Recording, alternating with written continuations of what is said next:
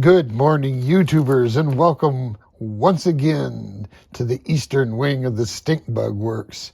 It's been a long time since we've had a chance to talk. Man, there's been a number of things that's gone on in the Dr. Jet household, and so I apologize for keeping you folks in the dark for so long, but it was unavoidable. So anyway, Fred is over on the other shelf. He's going to get some work. Fred's going to get his cow catcher installed shortly. I need to break out the bandsaw and slice up some EPP foam and get that going. But in the meantime, I had a project that required some epoxy. And as long as I was mixing up epoxy, I figured I'd mix up enough to do some work on the shrimp boat. I don't like that name.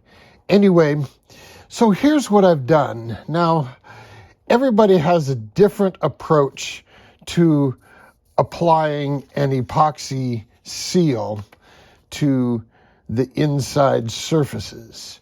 I'll tell you what I did. I have this nice thin, runny epoxy, and what I do is I paint it on the parts with a brush, paint it on real thick, and then go in with a paper towel and wipe it off to where you can almost, but not quite, tell that there's some epoxy there. And then after it cooks off, go over it, and hit it with some rather worn, what is this, 320, some rather worn 320 to smooth it out. And in the end, I think my plan is going to be this, because this is pretty well waterproofed as it is right now. Granted, it doesn't have a big, thick layer, but it's not going to be underwater. But my ultimate plan will be this.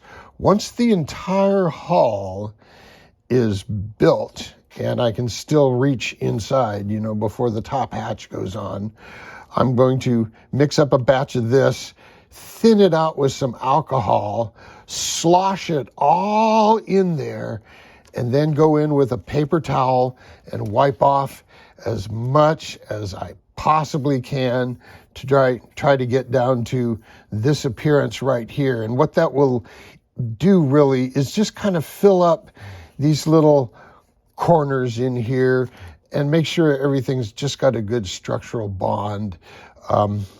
Again, my plan is not to run this thing full of water. It'll get a little moisture in there. It needs to be water resistant, not necessarily waterproof. So we'll see. But, all of this is in my ultimate goal of keeping things as light as possible.